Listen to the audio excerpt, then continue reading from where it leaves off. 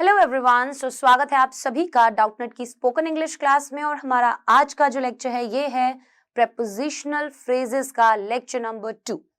Lecture number 1 में हमने क्या किया था? लेक्चर नंबर 1 में हमने काफी सारे प्रेपोजिशनल फ्रेजेस जो हैं देखे थे जिनका हम आम बोलचाल की भाषा में इस्तेमाल करते हैं। जैसे हमने बहुत सारे देखे थे, एट द रिस्क ऑफ देखा था, अकॉर्डिंग टू देखा था, राइट। इस तरीके के हमने बहुत सारे प्रेपोजिशनल फ्रेजेस देखे थे, कैसे हम उन्हें यूज कर सकते हैं वो हमने देखा था। साथ ही साथ हमने एक कॉन्वर्सेशन भी देखी थी कि अगर आप एक रेस्टोरेंट में जाते हैं, वहां पर अगर आपको वेटर से बात करनी है तो आप किस तरीके से अपनी कॉन्वर्सेशन वहां पर करेंगे इंग्लिश के अंदर।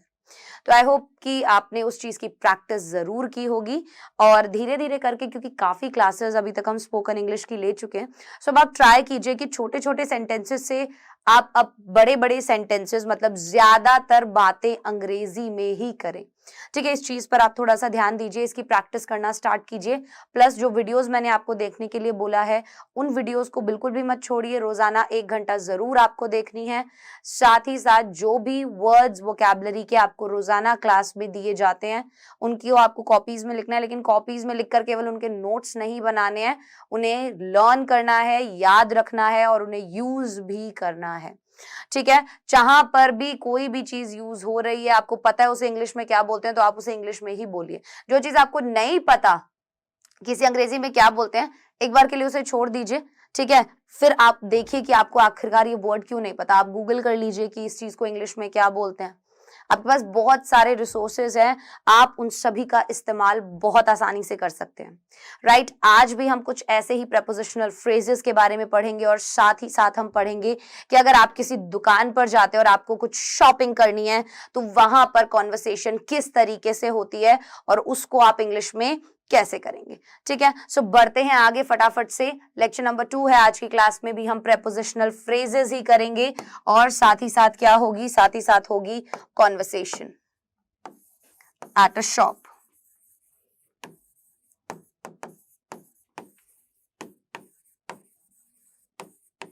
समझना, यहां पर एट भी क्या है, एक प्रेपोजिशन है। और एट का यूज कहाँ किया हमने? मैंने आपको बोला था जब कोई बड़ी जगह होती है, फॉर एग्जाम्पल कोई सिटी की बात कर रहे हो, कोई कंट्री की बात कर रहे हो, वहां पर आप इन का यूज करेंगे। लेकिन अगर उस सिटी और उस कंट्री के अंदर कोई छोटी जगह है, जैसे कैफे हुआ, शॉप हुई, घर हुआ, बस स्टैंड हुआ, कोई भी चीज हुई, वहां पर आप एट प्रेपोजिशन का यूज करते हैं। ध्यान रखिएगा इस चीज को, ऐसे चीजें पता चल जाती है ना। अब हमने यहाँ पर लिखा कॉन्वर्सेशन एट अ शॉप, एक दुकान पर। तो ये चीजें हम आज की क्लास में पढ़ेंगे। आइए स्टार्ट करते हैं हमारा आज का पहला प्रेपोजिशनल फ्रेज, और एट को यूज करके ही हमें किस तरीके से बनाना है। जैसे हम बोलते हैं एट फर्स्ट। एट फर्स्ट का मतलब यहां पर क्या होगा? एट फर्स्ट का मतलब होता है कि सबसे पहले आपको क्या करना होगा। ठीक है, एट फर्स्ट मतलब क्या होगा कि सबसे पहले आपको क्या करना होगा। For example, you should only jog 1 mile at first. क्या बोला यहां पर? You should only jog 1 mile at first. मतलब शुरुआत में तुम्हें शुरुआत कैसे करनी होगी कि भाई एकदम से तुम कई किलोमीटर्स नहीं दौड़ सकते, कई माइल्स आप नहीं दौड़ सकते। आपको क्या करना होगा? आपको 1 माइल दौड़ना शुरू करना होगा। जॉग मतलब जॉगिंग करने जाते हैं ना लोग, दौड़ने जाते हैं, तो वो कह रहे हैं यू शुड।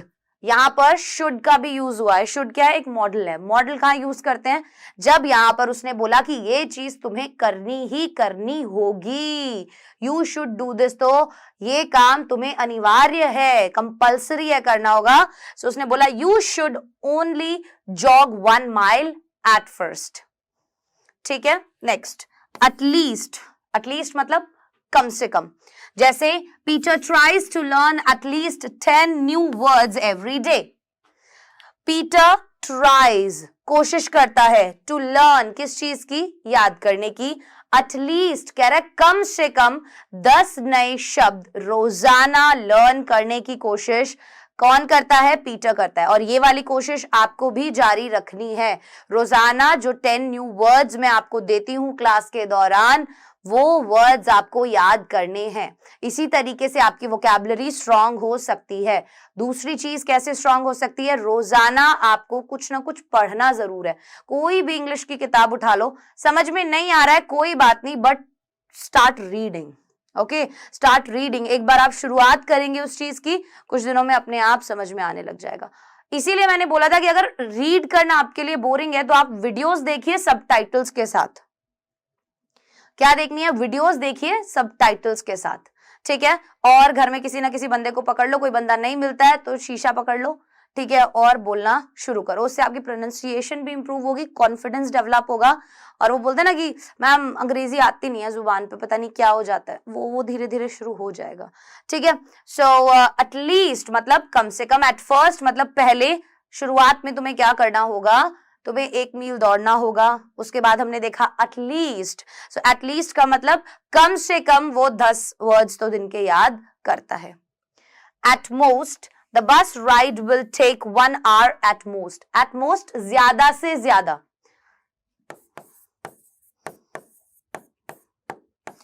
ये फ्रेजेस हम अक्सर हमारी रोजमर्रा की जिंदगी में इस्तेमाल करते हैं। ज्यादा से ज्यादा, कम से कम करते हैं या नहीं करते हैं? तो ज्यादा से ज्यादा बोल रहे हैं कि ये जो बस राइड है ये क्या करेगी, 1 घंटा लेगी एट मोस्ट, हद से ज्यादा।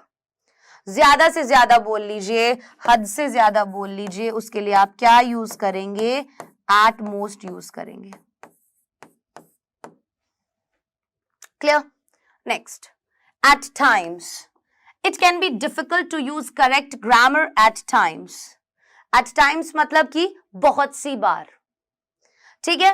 It can be difficult, ऐसा मुश्किल हो सकता है to use correct grammar, कि आप सही ग्रामर यूज करें at times, कई बार या बहुत सी बार। So at times का आप क्या बोलेंगे, बहुत सी बार। So it can be difficult to use correct grammar at times. In phrases को आपको याद करना होगा क्योंकि ये फ्रेजेस अक्सर यूज होते हैं, ठीक है। सो आप इन सबको लिख सकते हैं। अपनी वोकैबुलरी वाला जो आपने बुक बनाया है, मेक श्योर कि आप उसी बुक में लिख लें, मतलब नोटबुक में। Eight any rate, eight any rate, rate क्या होता है, कीमत। एनी मतलब किसी भी, सो किसी भी कीमत पर, एट का मतलब पर होता है। सो एट एनी रेट, किसी भी कीमत पर। कैसे बनाएंगे, eight any rate I'll give you a call next week and we can discuss the plans. क्या बोल रहे हैं, किसी भी कीमत पर मैं तुम्हें कॉल करूंगा अगले हफ्ते and we can discuss the plan, और हम क्या डिस्कस कर सकते हैं, जो भी हमारा प्लान होगा वो प्लान हम डिस्कस कर सकते हैं। सो हमने कैसे बोला, जब भी मैं कोई भी सेंटेंस यहां पर बोल रही हूं, आप ध्यान से उसको सुनिए कि मैं किस तरीके से उसका उच्चारण कर रही हूं, मतलब मैं उसको कैसे प्रोनाउंस कर रही हूं। प्रोनाउंसिएशन बहुत ज्यादा इंपॉर्टेंट है, ठीक है। So at any rate I will give you a call next week and we can discuss the plans. Okay. Next, at last. At last I can finally relax a little bit this weekend. At last मतलब finally type का ही होता है, ठीक है, कि भाई चलो अब सारा काम हो गया और अब अंत में मैं क्या कर सकता हूँ, फाइनली मैं थोड़ा रिलैक्स कर सकता हूँ। सो कह रहे हैं at last I can finally relax a little bit this weekend. कि भाई सारे काम करने के बाद एट लास्ट मतलब उन सभी कामों के बाद लास्ट काम क्या होगा कि फाइनली मैं इस वीकेंड पर थोड़ा सा रिलैक्स कर सकता हूं। लिटिल बिट, थोड़ा सा,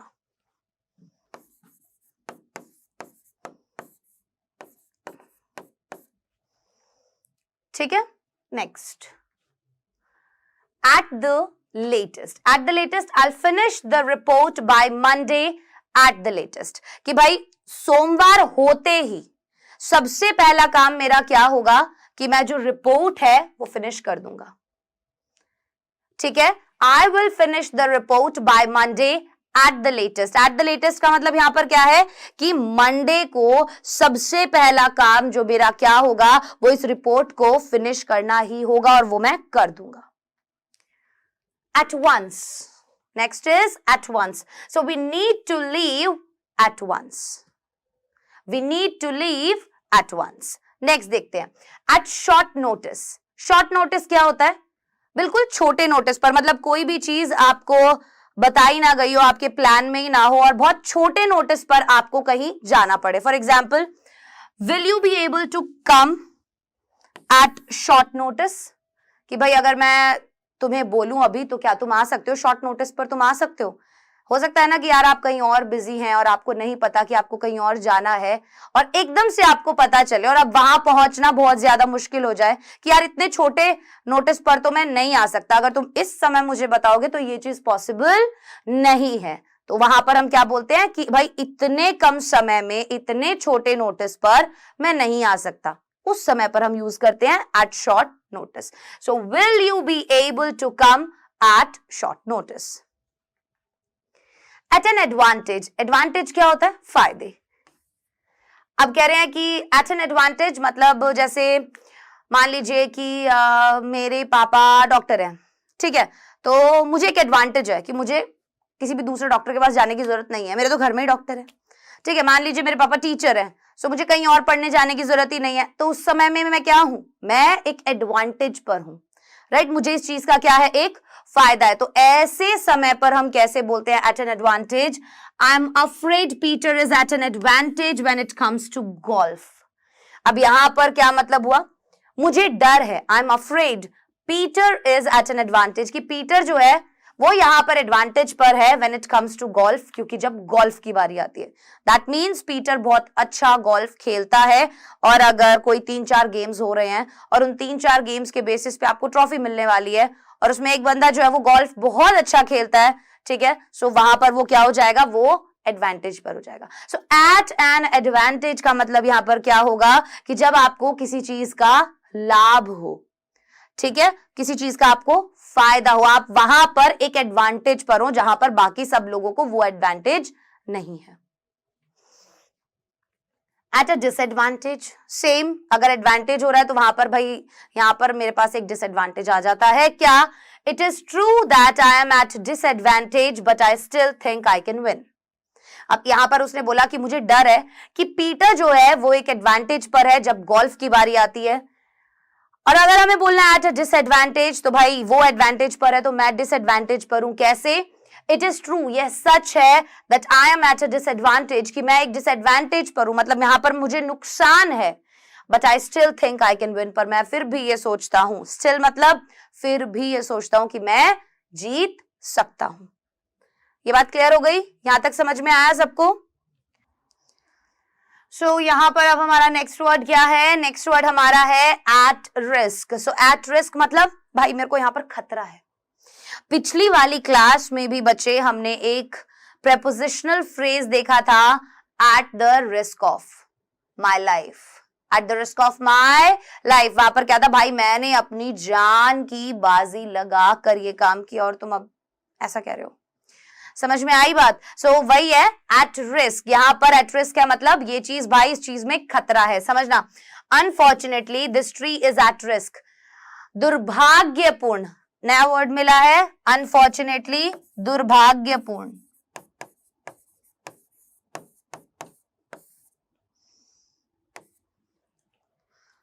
दुर्भाग्यपूर्ण रूप से ये जो पेड़ है ये किस पर है? रिस्क पर है, मतलब खतरे में है.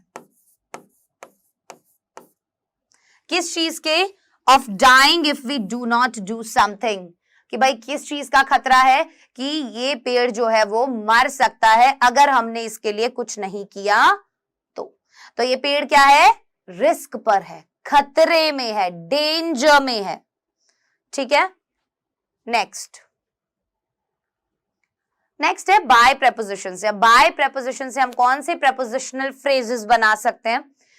By accident. बाय एक्सीडेंट, देखो यहां पर ये इसलिए बताया जा रहा है कि एक्सीडेंट के साथ आप एट एक्सीडेंट ना लगा दें. ठीक है, आपने यहां पे बोला बाय एक्सीडेंट. बाय एक्सीडेंट वाला मतलब यहां क्या निकला है? गलती से. गलती से. See the boy lost his toy by accident, कि भाई बाय चांस ऐसा हो गया, गलती से ऐसा हो गया कि लड़के का जो खिलौना है वो गुम गया. ठीक है,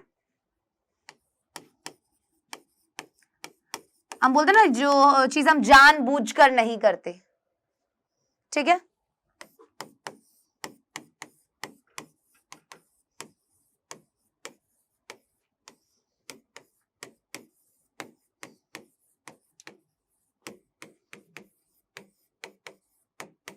next, by far, practicing speaking is by far the most important thing to do. क्या बोला यहां पर कि भाई प्रैक्टिस करना, स्पीकिंग बोलने की is by far the most important thing to do, कि भाई वो सबसे ज्यादा महत्वपूर्ण चीज है करने के लिए अगर आप अंग्रेजी भाषा सीखना चाहते हैं. So by far this is the most important thing you have to do और यू कैन डू. ठीक है, सो वो कहते हैं ना कि यार ये तो आपको करना ही करना है. ठीक है, सबसे ज्यादा महत्वपूर्ण चीज ये है. बाय ऑल मीन्स क्या होता है? किसी भी कीमत पर. बाय ऑल मीन्स किसी भी कीमत पर.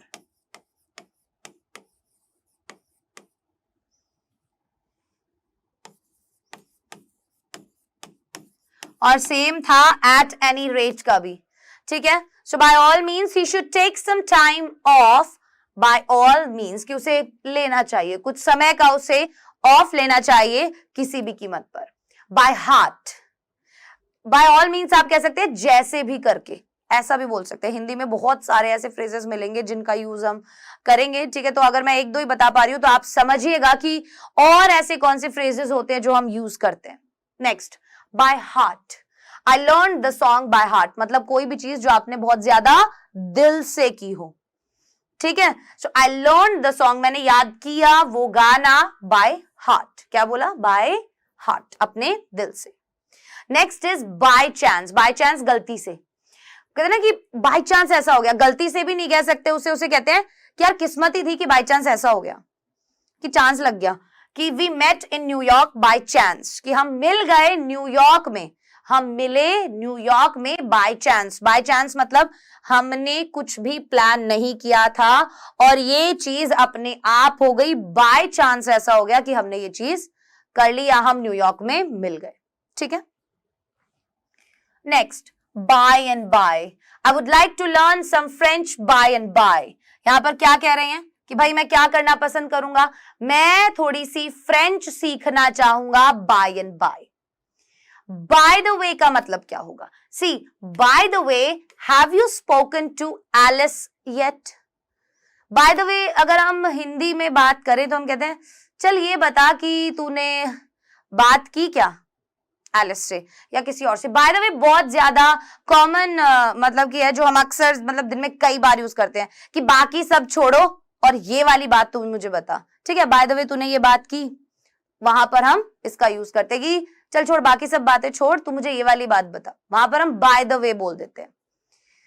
बाय द टाइम मतलब उस समय तक, जैसे he will be finished by the time we are ready to leave, कि he will be finished, वो खत्म कर लेगा अपना सारा काम. किस समय तक? we are ready to leave, जब तक हम तैयार होंगे. किस चीज के लिए? निकलने के लिए. लीव मतलब LEAVE, लीव मतलब निकलने के लिए. जब तक हम तैयार होंगे तब तक क्या होगा? तब तक वो काम खत्म कर चुका होगा. ठीक है, बाय नो मीन्स, पहले आया था बाय ऑल मीन्स, अब आया है by no means. So grammar is by no means the most difficult thing about learning English. अब बाय नो मीन्स मतलब कैसे भी नहीं. ठीक है, सो ग्रामर जो है बाय नो मीन्स वो कैसे भी नहीं है सबसे ज्यादा मुश्किल चीज इंग्लिश लर्न करने के लिए. कि अगर आप इंग्लिश लर्न करना चाहते हैं तो भाई ऐसा नहीं है कि ग्रामर बहुत ज्यादा मुश्किल कोई चीज है. ठीक है, वो किसी भी तरीके से इतनी मुश्किल चीज नहीं है अगर आप अंग्रेजी भाषा सीखना चाहते हैं तो. By name, I try to know all my students by name, कि भाई मैं कोशिश करता हूं कि मैं अपने सारे स्टूडेंट्स को उनके नाम से जानूं. By sight, she can play almost anything on the piano by sight, कि भाई वो कुछ भी पियानो पर क्या कर सकती है? बजा सकती है. ठीक है, नेक्स्ट अब आ रहा है प्रेपोजिशनल फ्रेज फॉर. क्या है नेक्स्ट प्रेपोजिशनल फ्रेज? फॉर है. अभी तक हमने एट देखा, बाय देखा, अब बारी है फॉर की. फॉर नाउ, फॉर नाउ क्या होता है? Let's take care of dinner for now, कि यार अभी के लिए अपन किसकी बात करें? अभी के लिए हमारे लिए डिनर ज्यादा इंपॉर्टेंट होना चाहिए. Care for dinner, let's take care of dinner for now, कि अभी के लिए हमें खाने पर ध्यान देना चाहिए, बाकी चीजों पर नहीं. सो क्या बोला यहां पर? फॉर नाउ, अभी के लिए. Next, for instance you could get a job. For instance होता है कि मान ले, हम बोलते ना कि चल एक बार के लिए, उदाहरण के तौर पर मान लो. सो फॉर इंस्टेंस होता है एग्जाम्पल के तौर पर मान ले कि you could get a job, कि तुझे एक जॉब मिल सकती है. For example, this is really common. For example, use a broom to clean up. ठीक है, कि उदाहरण के तौर पर एक झाड़ू का इस्तेमाल कर लो, किसके लिए? साफ करने के लिए. ब्रूम मतलब झाड़ू. ठीक. Next, for sale. Next is for sale. There are a number of beautiful dresses on sale या फिर for sale, दोनों ही चीजें ठीक है. तो कह रहे हैं काफी सारी सुंदर सुंदर ड्रेसेस जो है वो किसके लिए लगी हुई है? सेल के लिए लगी हुई है. नेक्स्ट, फॉर अ वाइल, थोड़े समय के लिए. फॉर अ वाइल, थोड़े समय के लिए. See, I would like to live in New York, New Mexico for a while, कि भाई मैं कुछ समय के लिए क्या करना चाहूंगा? मैक्सिको में रहना चाहूंगा. मैं क्या करना चाहूंगा? मैक्सिको में रहना चाहूंगा थोड़े समय के लिए. For the moment let's focus on getting this job done. For the moment मतलब अभी के लिए, कि अभी ये जो मोमेंट है, इस समय हमारा क्या काम होना चाहिए? कि हम फोकस करें, हम ध्यान दें on getting this job done, कि ये जो काम है हमें दिया गया है ये हम खत्म करें. So for the moment let's focus on getting this job done. एक और चीज, मोमेंट है, मूवमेंट नहीं है. ठीक है, ये मोमेंट क्या होता है? क्षण. और मूवमेंट क्या होती है? कोई भी हलचल. ठीक है. फॉर एजेस कब यूज करते हैं? जब एक बहुत लंबा समय हमें बताना हो. ठीक है. So I have known Jennifer for ages, कि भाई मैं जेनिफर को जानता हूं काफी लंबे समय से.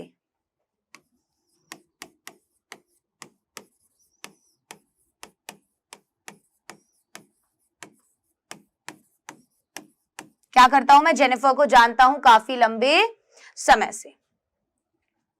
फॉर अ चेंज कहते हैं ना कि जब हम कोई भी एक काम लगातार कई समय से कर रहे हो और हम बोर हो गए उस चीज से, और अब हमें मतलब उस बोरियत को हटाने के लिए एक चेंज की जरूरत है, एक बदलाव की जरूरत है. तो क्या बोलेंगे? Let's concentrate on grammar for a change, कि बहुत समय हो गया, ठीक है, हम बोलने पर फोकस कर रहे हैं. सो चेंज के लिए हम क्या कर लेते हैं? ग्रामर पर फोकस करना शुरू कर देते हैं. For better or worse. Peter got a new job for better or worse. Peter को एक नया जॉब मिला. अब वो अच्छे के लिए है या बुरे के लिए है, नहीं पता. सो फॉर बेटर बेहतर, वर्स बुरा.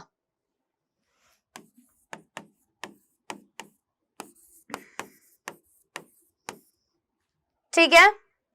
नेक्स्ट आ गया है फ्रॉम. सो फ्रॉम प्रेपोजिशन से हम कौन से प्रेपोजिशनल फ्रेजेस बना सकते हैं? फ्रॉम नाउ ऑन मतलब कि अब से. फ्रॉम नाउ ऑन, अब से. So from now on let's do a better job, कि अब से हम क्या करेंगे?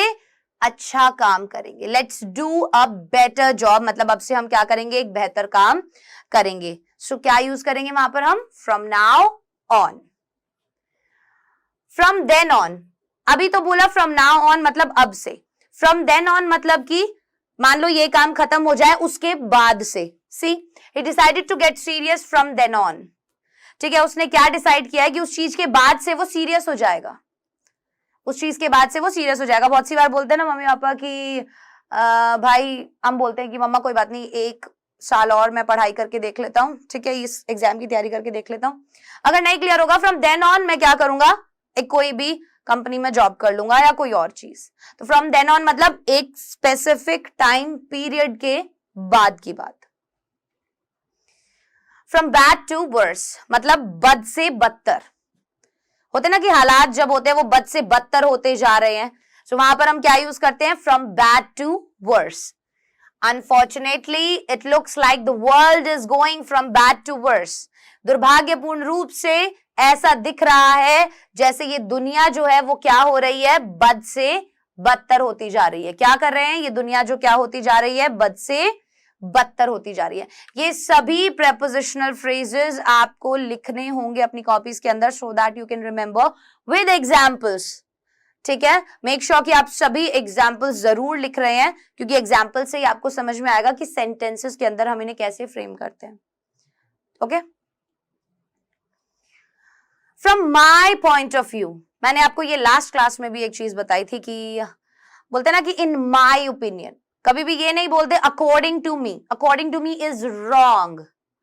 आप बोलेंगे अकॉर्डिंग टू यू, या अकॉर्डिंग टू अमन, या अकॉर्डिंग टू भूमिका, या according to Prachi, anything it can be, but जब भी आपको बोलना है आपके खुद के अनुसार, you will always use in my opinion. Okay, from my point of view, ये भी आप यूज कर सकते हैं, from my point of view. So in my opinion and from my point of view, these two are correct, but according to me is wrong. So he is guilty from my point of view, कि भाई मेरे दृष्टिकोण से वो guilty है, मतलब वो दोषी है। You got a new word, guilty, दोषी। ठीक है, from what I understand, from what I understand मतलब जितना मुझे समझ में आया उसके अनुसार। See, from what I understand they will be in town next week.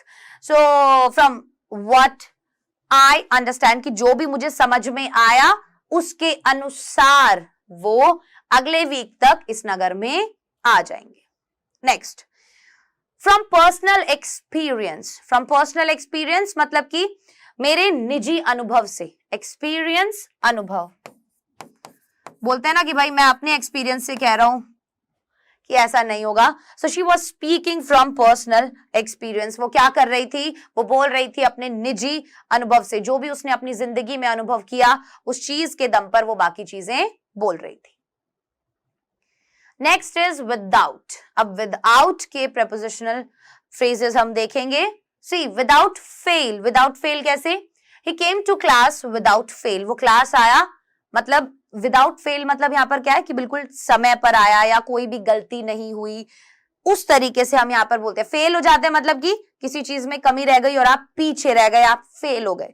पर बिना फेल हुए, बिना फेल हुए मतलब जो आप काम करना चाहते थे वो आपने पूरा किया बिना फेल हुए। ठीक है, विदाउट नोटिस, जब आप कहीं पर चले जाएं बिना किसी को सूचित किए। नोटिस क्या होता है, सूचना, right. So without notice, I will have to leave without notice next week, कि नेक्स्ट वीक मुझे बिना नोटिस दिए निकलना होगा। नेक्स्ट वीक मुझे बिना सूचित किए निकलना होगा।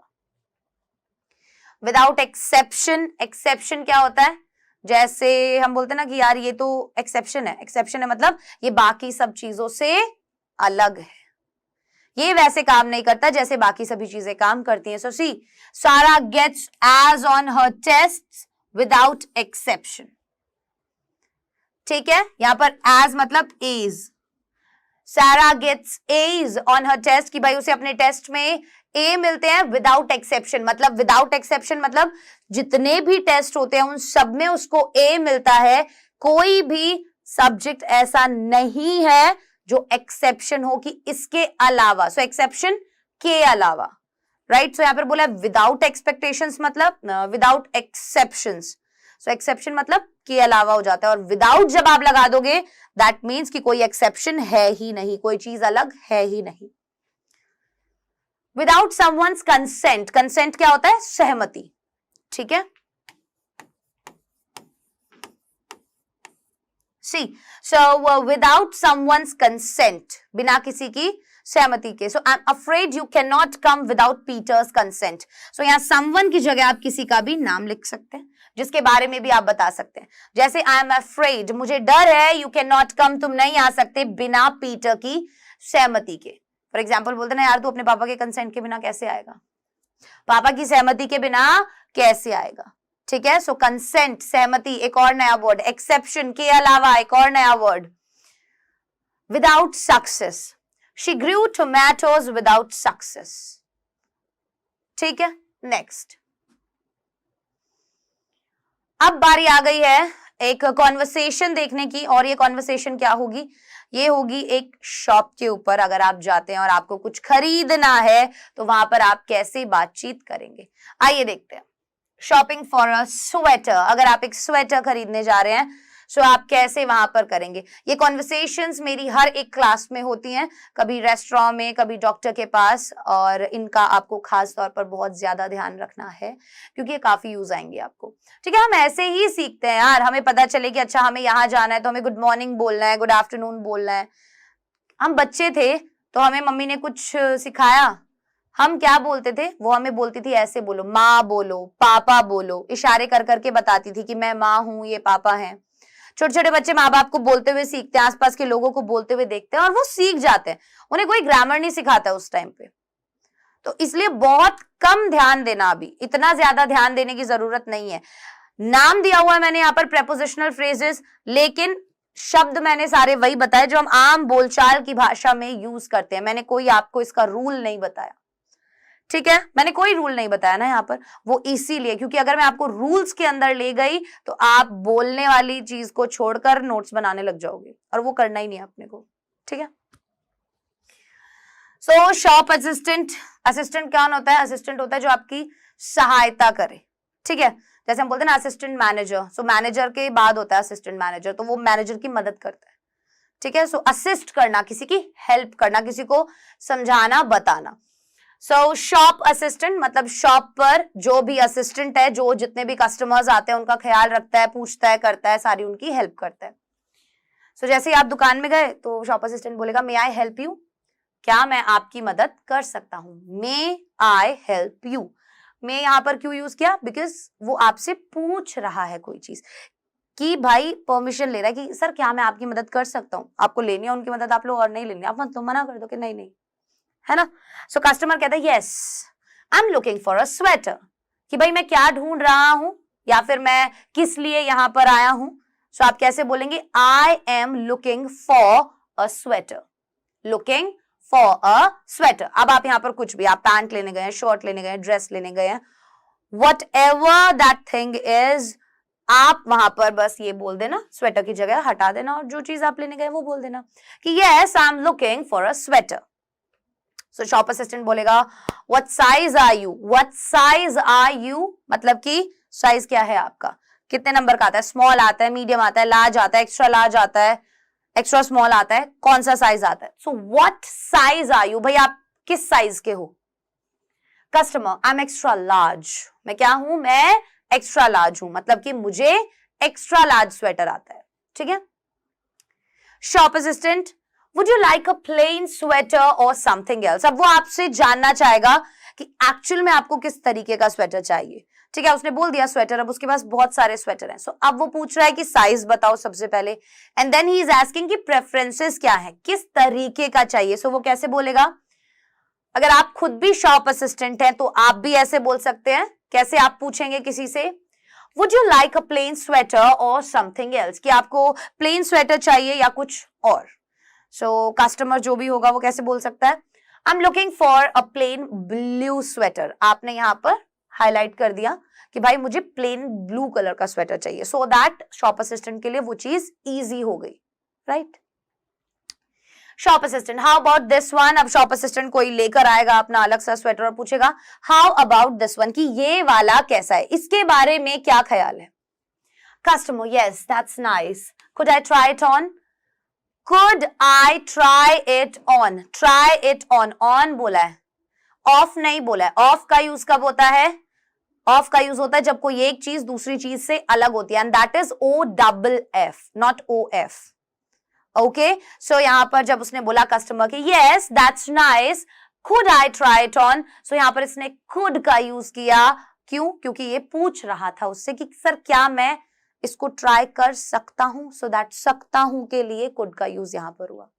ठीक है, शॉप असिस्टेंट सर्टेनली, सर्टेनली देखो जब भी आप किसी को किसी चीज की सहमति देना चाहते हो, आप वहां पर बताना चाहते हो कि निश्चित रूप से आप ये चीज कर सकते हैं, at that time start using the word certainly. ठीक है, निश्चित रूप से। Certainly the changing rooms are over there. Are over there, मतलब आप इशारा करते हुए वो बता देगा कि सर्टनली, कह रहे बिल्कुल सर आप कर सकते हैं, ठीक है, चेंजिंग रूम्स उस तरफ है। कस्टमर थैंक यू, और फिर वो उसके बाद चेंजिंग रूम में जाता है to try on the sweater. Shop assistant how does it fit, shop assistant है अगर आप, तो आप कैसे पूछेंगे, हाउ डज इट फिट, कि भाई कैसा फिट हुआ ये। Customer it's too large, do you have a large. अब यहां पर उसने बोला कि यार ये बहुत ज्यादा बड़ा साइज है, क्योंकि उसने पहले एक्स्ट्रा लार्ज बोला था, तो अब वो बोल रहा है कि एक्स्ट्रा लार्ज हटाओ, मुझे लार्ज साइज दो।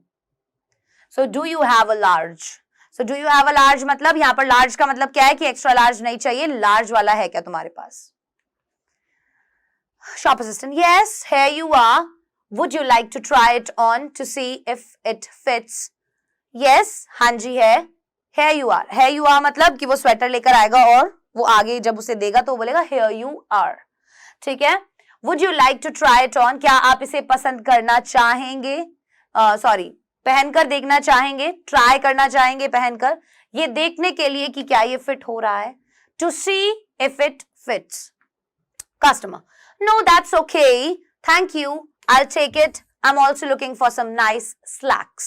अब वो कह रहा है कि नहीं नहीं that's okay, वो ठीक है, क्योंकि मुझे एक्स्ट्रा लार्ज बहुत बड़ा है तो लार्ज मुझे आ जाएगा, मुझे पता है, ठीक है। और वो शुक्रिया करता है, कहता है मैं इसे ले रहा हूं, I will take it, मैं इसे ले रहा हूं, I'm also looking for some nice slacks, और वो कह रहा है कि मैं कुछ अच्छी slacks भी देख रहा हूं, ठीक है। slacks क्या होता है, पजामियां होती हैं जो। Great, we have some very nice wool slacks over here. Would you like to take a look?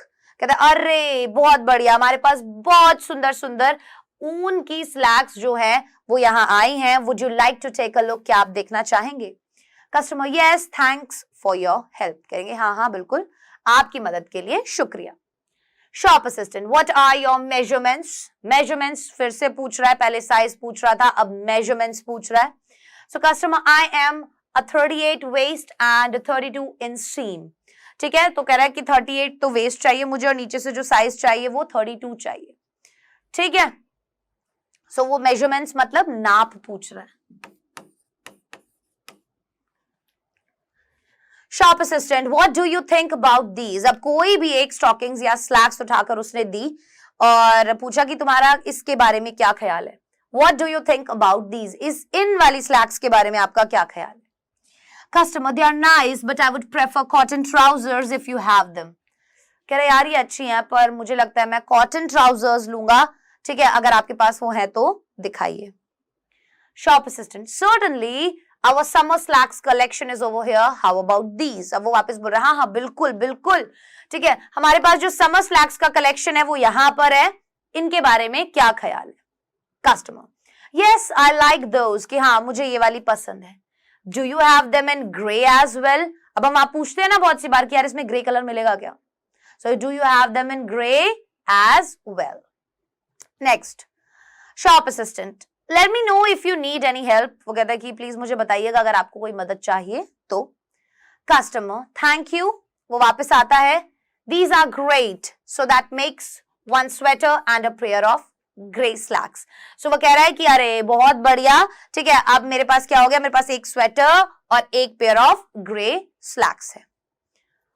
तो शॉप असिस्टेंट बोलता है okay how would you like to pay, कि अब आप पेमेंट कैसे करना चाहेंगे। Customer do you take credit cards, क्या आप क्रेडिट कार्ड्स लेते हैं। हम पूछते हैं ना यार गूगल पे है क्या, पेटीएम है क्या, फोन पे है क्या, या क्रेडिट कार्ड लेते हो क्या, डेबिट कार्ड लेते हो क्या, पूछते हैं ना पेमेंट कैसे लेते हो, कैश लेते हो क्या। शॉप असिस्टेंट कहेगा हाँ हाँ बिल्कुल, Visa, MasterCard and American Express, ठीक है। Customer okay here is my Visa, clear. Shop assistant thank you have a nice day and then customer says thank you goodbye. इस तरीके से ये हमने एक कॉन्वर्सेशन देखी, ठीक है, और अब हम देखते हैं फटाफट से क्विज। क्विज का पहला क्वेश्चन आपके सामने ये रहा, I would rather have wine instead than beer, instead of beer, instead from beer या instead to beer, के बजाय या फिर के जगह। बोलते ना यार इसकी जगह ये चाहिए मुझे, उसकी जगह के लिए हम instead यूज करते हैं, ठीक है। Next blank space bad weather the trip will be postponed to next week, in case bad weather, in case of bad weather, in case to bad weather, or in case from bad weather.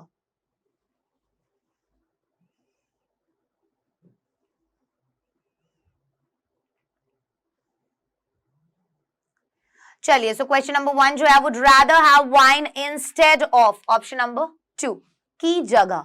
Okay, next is blank space bad weather. So in case of bad weather, कि अगर क्या हो जाता है, bad weather, गलत मौसम, खराब मौसम के केस में. ठीक है, चलिए. सो आज की क्लास में हमने prepositional phrases देखे और ये वाले टॉपिक preposition का और prepositional phrases का हमारा यहीं खत्म होता है. अब ये कुछ क्वेश्चंस हैं, ठीक है, और इन्हें करने की कोशिश कीजिएगा. यहाँ पर हमें बताइएगा कि किस टाइप के सेंटेंसेस जो हैं वो यहाँ पर ये हैं.